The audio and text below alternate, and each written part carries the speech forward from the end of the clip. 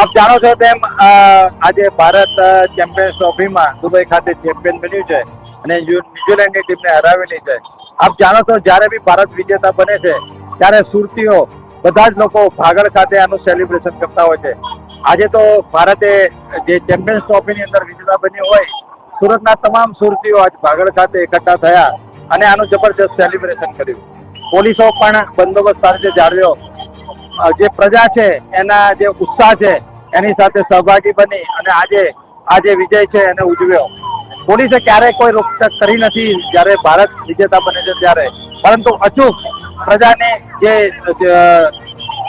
જે સાચવવાનું હોય એ અંગે અચૂક ધ્યાન રાખતી હોય છે. આજે પણ પોલીસે પ્રજાને સંપૂર્ણપણે એન્જોય કરવા દીધી અને કોઈ પણ જાતનો લો એન્ડ ઓર્ડરનો પ્રશ્ન ઉભો ના થાય તે પ્રમાણે પોલીસે સંપૂર્ણ ધ્યાન રાખેલું હતું.